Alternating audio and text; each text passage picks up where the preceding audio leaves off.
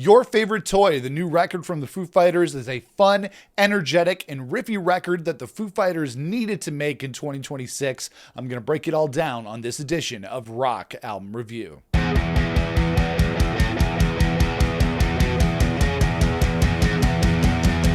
Hey, what's up everybody? It's Nick here with you. Welcome back to the channel. Your Favorite Toy is the 12th studio album from Foo Fighters. It's the follow-up to 2023's But Here We Are. And it's been a crazy few years for the Foo Fighters with drummer changes, cheating scandals, and everything in between. I broke all that down in my video earlier this week, The Road to Your Favorite Toy. If you want to watch that, I'll link it up for you here. Foo Fighters are one of my favorite bands of all time. I would have to say maybe like a top 5 band for me. I love the Foo Fighters. I've been with them through thick and thin, through every album, every era. I've seen them live multiple times, and I was very much looking forward to this new album, Your Favorite Toy, in spite of not really loving the singles that were already released from the record, the title track, Asking for a Friend, and Caught in the Echo.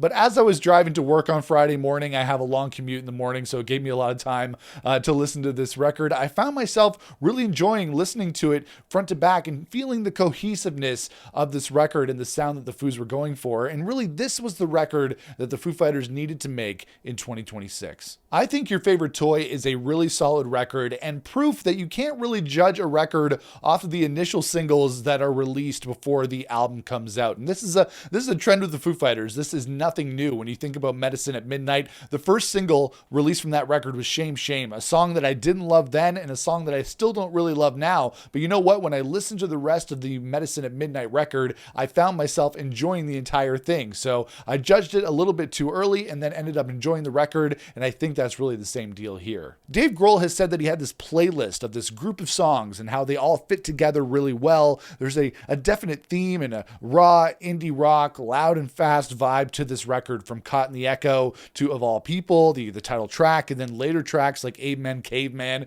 which is a great title, by the way. It's the Foo Fighters turned up to 11 and a very different vibe from the previous record, But Here We Are. And there's some legit great fist in the air Foo Fighters choruses on this record, from the chorus on Your Favorite Toy, If You Only Knew, and then again, Amen Caveman, which is a great title. Songs that I can picture myself belting out in the car when I'm driving on a nice sunny day, which is kind of the vibe that I'm always going for with a Foo Fighters record. Down to zero.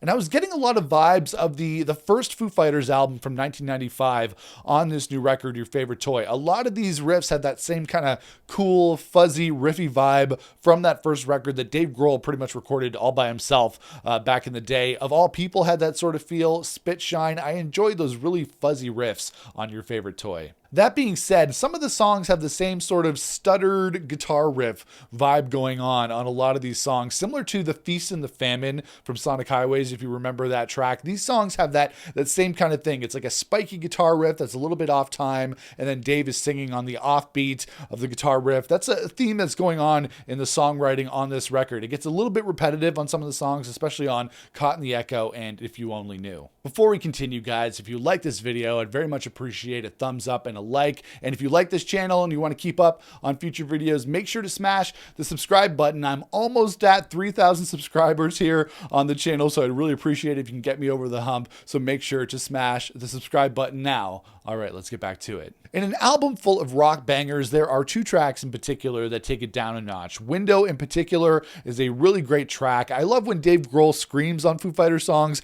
Don't get me wrong, but I also love when he sings in a more hushed, melodic tone. It helps break up all the rocking going on, with the Foos continuing to show their versatility. Dave Grohl has a lot to write about lyrically from the last couple of years on this new album, Your Favorite Toy. On the last record, But Here We Are, he was mostly writing about the grief that he was experiencing after the deaths of Taylor Hawkins and his mother, Virginia Grohl. But on this record, is much more varied in terms of his lyrical content. On a song like Child Actor, where he's singing about his need for validation and approval by everybody as kind of the lead singer of a band. And then on the song Of All People, where he tells the story about meeting a drug dealer that he knew from back in the day that has somehow survived all these years when others didn't. There's a lot to talk about in this new record, and Dave Grohl lets it all out here. Of all people you survive. when no one else could stay alive.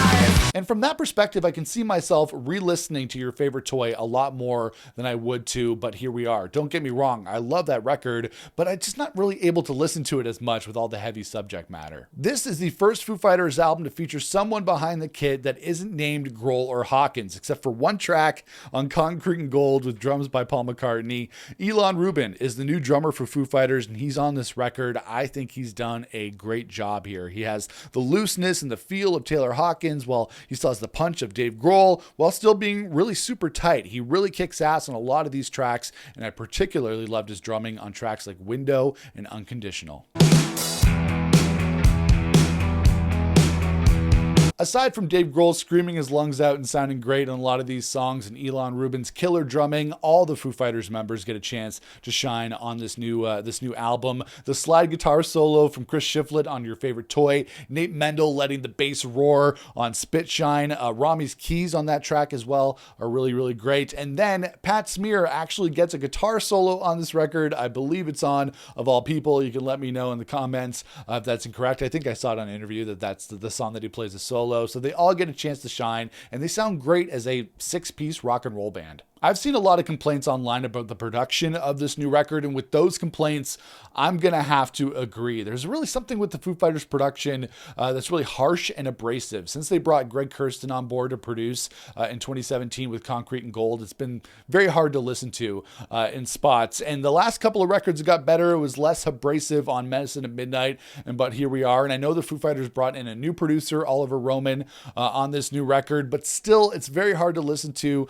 Dave Grohl's voice is very distorted on a lot of tracks, and everything just sounds really hard on the ears. So in some parts, it's very hard to listen to production-wise. And despite thinking that most of this album is pretty solid, I didn't love every song on Your Favorite Toy. Caught in the Echo didn't really do anything for me. I'm still waiting for that to grow on me. Spitshine's melody is kind of weak, and I'm not really into Asking for a Friend. I didn't love it when the band released it as a single last year, and I still don't love it here. It has its moments, but maybe it'll have to grow on me over time. With the release of every Foo Fighters album, there's always the comparison to the albums that everybody loves from back in the day. The debut album from 95, Color and the Shape, There's Nothing Left to Lose, One by One, In Your Honor, Echoes, Silence, Patience, and Grace, and Wasting Light from 2011, which a lot of fans see as a really quality record from the band's latter part of the career, even though that came out 15 years ago, which is hard to believe. Nothing is really going to live up to those early records. And when I was thinking about it, I think the reason, obviously, other than the music being really great on those first 4, 5, 6 records, 7 records,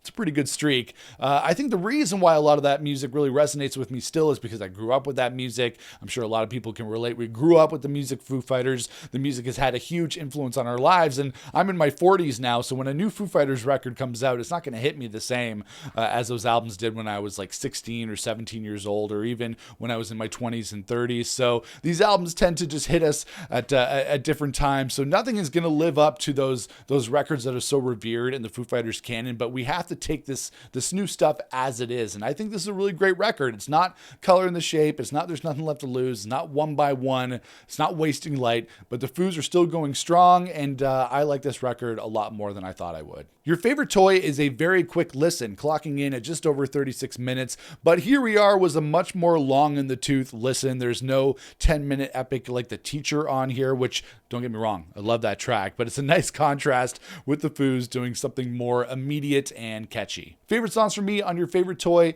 were, of all people, Window, the title track, If You Only Knew, and Amen Caveman. Your Favorite Toy from Foo Fighters is the record that the Foos needed to make in 2026. After a heavy few years as a band, they're letting loose, and they're making a high-energy rock record to reinvigorate them for the future. I'm still glad they're here with us in 2026. Not every song is great, but it's nice to see the Foos having fun again. I'm going to give Your Favorite Toy by Foo Fighters a solid 3.5 out of 5. And that is it, guys. That is my rock album review for the new Foo Fighters album, Your Favorite Toy. But now it's your turn. Hop into the comments below. Let me know what you thought of the new album from Foo Fighters. If you like this video, make sure to toss me a thumbs up. I'd very much appreciate that. And make sure to smash the subscribe button so you don't miss out on future videos. We're very close to getting to 3,000 subscribers here on the channel, so I'd very much appreciate if you can get me over the hump and we can get to those 3,000 subscribers. Very much appreciate everybody watching all the videos here on the channel. And I'll see you guys again for another review here on the channel. Until then,